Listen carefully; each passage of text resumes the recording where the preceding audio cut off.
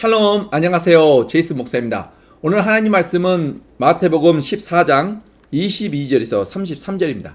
제가 읽어드리겠습니다. 예수께서 즉시 제자들을 재촉하사 자기가 무리를 보내는 동안에 배를 타고 앞서 건너편으로 가게 하시고 무리를 보내신 후에 기도하러 따로 산에 올라가시니라. 저물매에 거기 혼자 계시더니 배가 이미 육지에서 술이나 떠나서 바람이 거스림으로 물결로 말미암아 고난을 당하더라. 밤 사경에 예수께서 바다 위로 걸어서 제자들에게 오시니 제자들이 그가 바다 위로 걸어오심을 보고 놀라 유령이라 하며 무서워하여 소리 지르거든 예수께서 즉시 이르시되 안심하라 나니 두려워하지 말라. 베드로가 대답하여 이르되 주여 만일 주님이시거든 나를 명령하사 물 위로 오라 하소서 하니 오라 하시니 베드로가 배에서 내려 물 위로 걸어서 예수께로 가되 바람을 보고 무서워 빠져가는지라. 소리질러 이르되 주여 나를 구원하소서 하니 예수께서 즉시 손을 내밀어 그를 붙잡으시며 이르시되 믿음이 작은 자여 왜 의심하였느냐 하시고 배에 함께 오르매 바람이 그치는지라. 배에 있는 사람들이 예수께 절하며 이르되 진실로 하나님의 아들이로소이다 하더라. 아멘. 하나님의 말씀입니다. 여러분은 두려움이나 공포를 경험해 보신 적이 있으십니까? 아마 사람이라면 누구나 이런 경험을 해보았을 것입니다. 우리가 크리스찬이 된 이후에도 이런 경험을 종종 하게 됩니다. 그런데 흥미로운 것은 성경에서는 두려워하지 말라는 말씀을 매우 자주 하고 있습니다. 두려워하지 말라는 이 말씀에는 두 가지 의미가 있습니다. 첫 번째는 우리가 현실 속에서 지금 두려워 떨고 있다는 것입니다. 그리고 두 번째는 두려워 떨 필요가 없다라는 의미입니다. 연약하고 부족한 우리는 감당하기 어려운 고난과 문제를 만나면 두려워 떨게 됩니다. 그리고 이것은 절대 이상하거나 잘못된 것이 아닙니다. 너무나 지극히 당연한 반응이며 솔직한 감정입니다. 그러나 반면에 하나님께서는 두려워하지 말라라고 말씀하십니다. 우리 감정에 속지 말라는 것입니다. 그리고 두려워하지 않을 수 있는 방법을 가르쳐 주셨습니다. 그럼 힘든 고난이나 어려운 문제를 만나도 두려워하지 않을 수 있는 방법이란 과연 무엇일까요? 오늘 하나님 말씀을 통해 폭풍우가 치는 바다 위에서도 두려워 떨지 않을 수 있는 그 방법을 함께 찾아보도록 하겠습니다. 오늘 특별히 여러분들과 함께 은혜를 나누고자 하는 말씀은 31절에 예수님께서 말씀하시되 믿음이 작은 자여 어찌 의심하였느냐 라는 말씀입니다. 예수님은 왜 베드로에게 믿음이 작은 자라고 하셨을까요? 의심하는 사람은 믿음이 작은 걸까요? 성경에서 의심이란 마음이 분산되어 나누어지는 것을 의미합니다. 성경은 두 마음으로 나눠지는 것을 여러 번 경고하였습니다. 야고보서 1장 6절에서 8절에 의심하는 자는 마치 바람에 밀려 요동하는 바다 물결 같으니 이런 사람은 무엇이든지 주께 얻기를 생각하지 말라. 두 마음을 품어 모든 일에 정함이 없는 자로다 라고 말씀하셨습니다. 이처럼 의심이란 마음이 분산되고 나누어지는 것을 말합니다. 우리가 의심을 시작하면 머릿속에 여러 가지 생각들로 복잡해지는 것을 경험하게 됩니다. 그리고 이런 모습을 예수님께서는 믿음이 작은 자라 말씀하셨습니다. 마치 앵커가 없는 배처럼 바람과 파도에 이리저리 밀려다니는 모습입니다. 그럼 과연 어떤 모습이 진정한 믿음일까요? 가장 쉽게 설명하자면 진정한 믿음이란 바로 포커스입니다. 먼저 베드로를 통해 진정한 믿음을 살펴보겠습니다. 오병이어의 기적을 통해 예수님이 하나님이심을 보여준 후에 예수님은 홀로 기도하러 산에 오르셨습니다. 그리고 이른 새벽에 갈릴리 바다 위를 걸어서 제자들이 있는 배로 가셨습니다. 25절에 밤 사경이라는 시간은 로마 시대의 그 시간을 표시하는 것으로서 오후 6시부터 새벽 6시까지 12시간을 4등분으로 나누어서 네 번째 시간대를 의미합니다. 쉽게 말씀드려 밤 사경이란 새벽 3시부터 새벽 6시 사이를 가리킵니다. 아직 해가 뜨기 전인 어두운 이른 새벽에 바다 위를 걸어가신 것입니다. 캄캄한 바다 위를 더군다나 거기에 지금 거센 바람과 파도까지 치고 있는 이런 상황에서 누군가가 바다 위를 걸어온다고 상상해 보십시오. 정말 보통 사람이라면 기절할 일입니다. 물 위를 걷고 계신 예수님은 안심하라 나니 두려워 말라라고 말씀하셨습니다. 베드로는 이런 두려운 상황 속에서도 자신이 예수님처럼 물 위를 걷게 해달라고 요청하였습니다. 이것만 봐도 베드로도 보통 사람은 아닌 것 같습니다. 그러자 예수님께서 그의 요청을 들어주십니다. 여기서 우리가 주의하실 점은 베드로가 무리를 잠깐이나마 걸을 수 있었던 그 근거는 바로 예수님께서 오라 명령하셨기 때문입니다.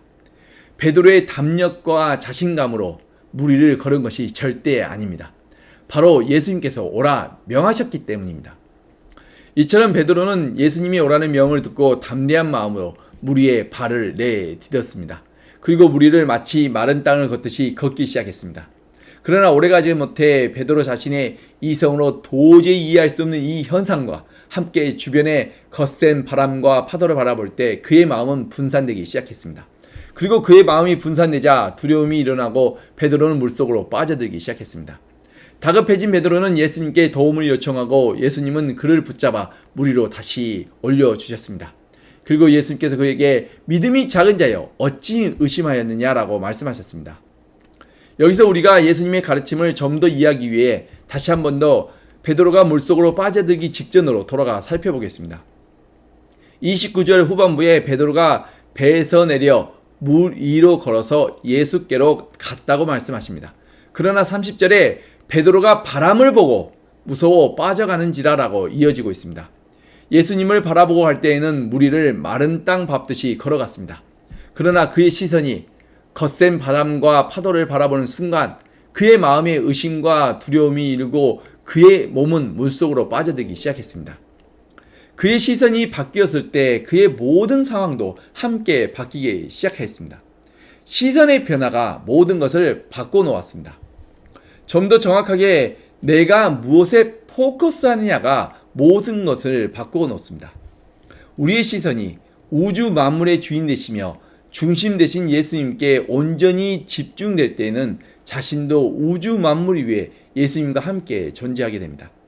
그러나 그의 시선이 예수님을 놓치는 순간 그의 마음이 분산되고 다시 자연세계에 종속되어 자연세계의 지배를 받게 되는 것입니다. 이 이야기가 우리에게 가르치는 것은 바로 진정한 믿음이 무엇인지를 말씀해주고 있는 것입니다. 진정한 믿음이란 한 마음으로 우리의 시선이 오직 예수님께만 집중하는 것, 예수님께만 포커스하는 것이 바로 진정한 믿음입니다. 우리 안에 진정한 믿음이 있을 때 우리는 하나님의 임재를 경험하고 하나님과 함께 우주 만물 위에 존재하게 되는 것입니다. 그리고 우리가 모든 것으로부터 자유케 됩니다. 이러한 진정한 믿음을 잘 보여주는 좋은 예가 바로 사자굴 속에서의 다니엘입니다. 모든 직무에 마음이 민첩하고 청렴결백했던 다니엘은 바벨론 제국을 이어 페르시아 제국에서도 최고의 총리가 됩니다. 이를 못마땅하게 생각하는 다른 총리들과 고관들이 다니엘을 제거하고자 노력하였으나 다니엘로부터 아무런 흠을 찾을 수가 없었습니다.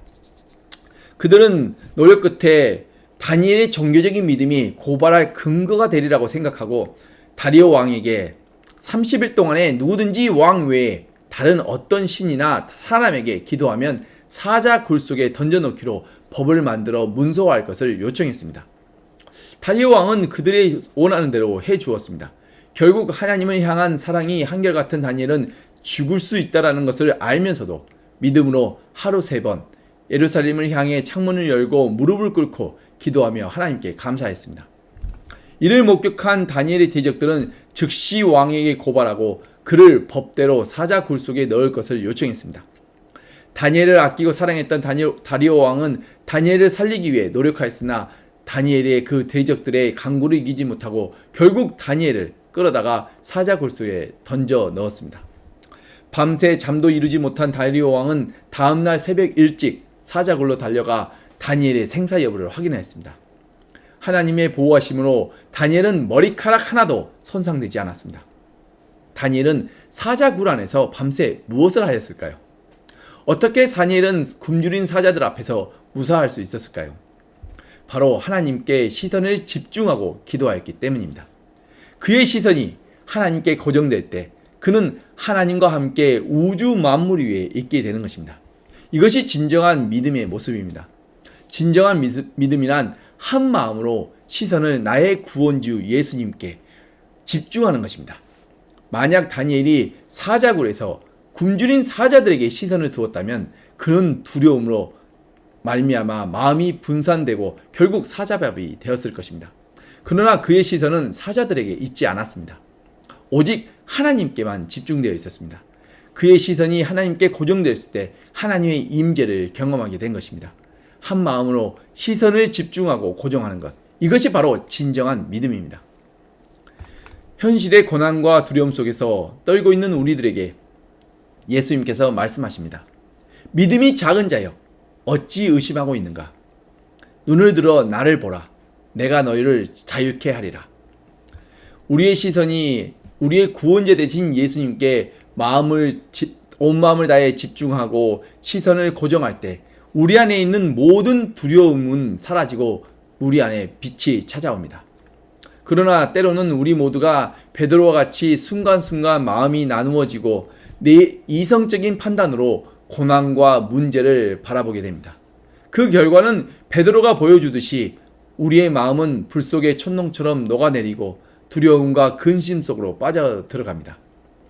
이러한 우리의 연약함과 부족함을 누구보다 잘 아시는 예수님은 31절 말씀처럼 우리를 고아처럼 내버려 두시거나 우리 곁을 떠나지 아니하시고 우리가 실족할 때마다 언제나 손을 내밀어 우리의 연약한 손을 다시 붙잡아 주십니다. 이것이 참으로 큰 은혜이며 우리에게 기쁜 소식입니다. 우리의 작은 믿음을 책망만 하지 아니하시고 언제나 다시 우리를 건져내어 우리의 믿음을 믿음 안에서 성장케 해 주십니다. 우리를 포기하지 아니하시는 예수님은 참으로 좋으신 선한 목자이십니다. 선한 목자 되신 예수님이 우리와 함께 있음에도 불구하고 우리가 이를 믿음에도 불구하고 우리의 마음은 왜 좀처럼 평안이 없는 것일까요? 우리 안에 온갖 걱정, 근심, 불안이 가득한 이유는 무엇일까요? 이것은 예수님이 우리를 떠나셨음을 말씀하시는 것이 아니라 우리의 시선이 지금 예수님을 놓치고 있다는 증거입니다. 우리의 포커스가 예수님이 아닌 다른 그 무언가에 포커스 되었다는 증거입니다. 우리의 마음은 여러 갈래로 분산되고 갈기갈기 찢어집니다. 그리고 어두움과 두려움이 우리 안에 마음 안에 가득 차게 되는 것입니다. 거센 바람과 파도를 바라보고 있는 사도 베드로와 같이 되고 마는 것입니다. 그러나 우리가 다시 눈을 들어 나를 구원하신 예수 그리스도를 바라보며 마음이 하나로 집중되고 시선이 고정될 때 사자굴 속의 다니엘과 같이 우리의 하나님의 임재를 경험하게 되는 것입니다. 이제 우리의 선택에 달려 있습니다. 고난과 문제 앞에 계속 떨고만 있을 것인가? 아니면 우주 만물의 주인 되시고 중심 되신 주님과 함께 모든 것 위에서 자유를 누릴 것인가? 이것은 우리 앞에 놓여진 고난과 문제와 상황에 따라 달라지는 것이 아니라 바로 우리의 시선에 따라 우리의 포커스에 따라 달라지는 것입니다. 거센 폭풍우를 우리는 잠재울 수 없습니다. 배고픈 사자의 입을 우리는 도저히 막을 수 없습니다. 그러나 우리의 눈을 들어 우리의 구원자 되신 예수님을 바라보는 것은 누구나 할 수 있습니다. 우리의 시선이 예수님께 고정될 때 우리 앞에 있던 폭풍우도 굶주린 사자도 우리를 더 이상 해치지 못합니다. 32절 말씀처럼 예수님께서 배에 오르시자 거센 바람과 파도는 멈추었습니다. 예수님께서 우리 인생의 배에 오르시면 우리 마음속에 거세게 불어닥치고 있는 폭풍우는 잠잠해지고 고요해집니다. 우리 눈을 들어 구원자 예수님을 바라보시고 마음과 시선을 그분께 집중하십시오. 진정한 믿음은 포커스입니다. 그리고 주님이 주시는 참된 평안과 기쁨과 자유를 마음껏 누리시며 살아가시는 저와 여러분 되시기를 간절히 축원드립니다. 기도하시겠습니다.